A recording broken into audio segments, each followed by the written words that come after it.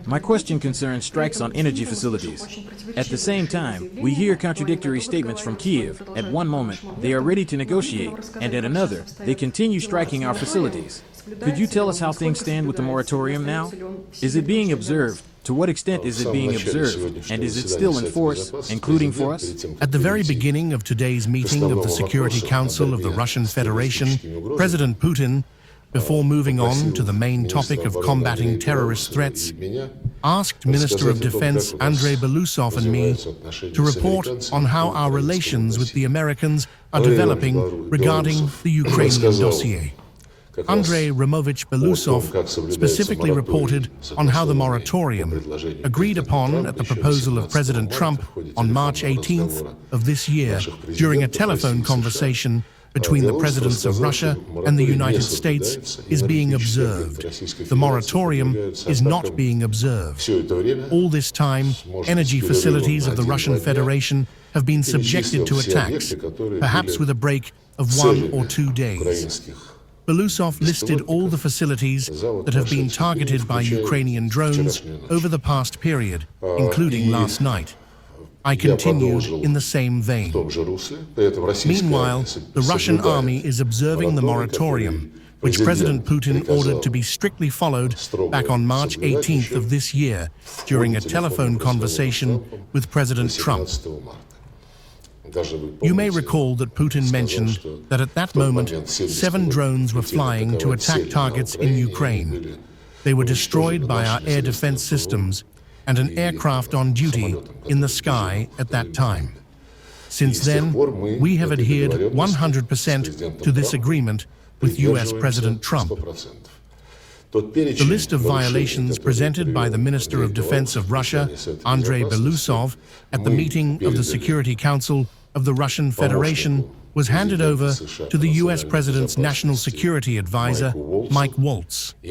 I sent it to the U.S. Secretary of State, Marco Rubio, as well as to our representatives at the UN and the OSCE, so that in their work they could demonstrate with concrete facts what the word of the current Ukrainian authorities is worth, if this can even be called authority.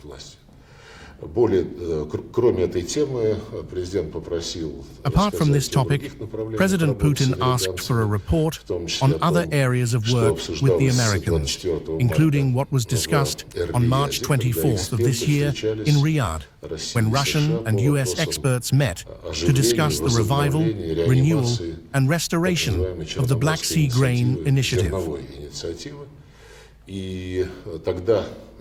During the negotiations in Riyadh, we highly appreciated, and President Putin supported this assessment, the willingness of the U.S. to facilitate the removal of obstacles created by illegal unilateral sanctions that hinder the export of Russian grain products and fertilizers, obstacles that have been causing tensions in global markets, primarily creating difficulties for developing countries, which have found their access to essential food products and fertilizers restricted. We supported the U.S. willingness, which was documented on paper after the March 24th meeting. But we also added specific proposals on how this could be implemented in practice. Such proposals are necessary to avoid repeating the unfortunate experience of the original Black Sea Grain Initiative, which was proposed by UN Secretary-General Guterres. It was approved in July 2022. One part of the package was dedicated to facilitating the export of Ukrainian grain, while the second part concerned the export of our grain and fertilizers. The Ukrainian part worked. All this time, we fulfilled our obligations. However, regarding Russian interests, which were established as obligations of our partners within that initiative, nothing was done. Therefore, what we need now is not empty promises, but concrete actions regarding access to ports, normal freight rates, insurance, and so on. Our American colleagues are currently reviewing our proposals. They promised to respond in the near future.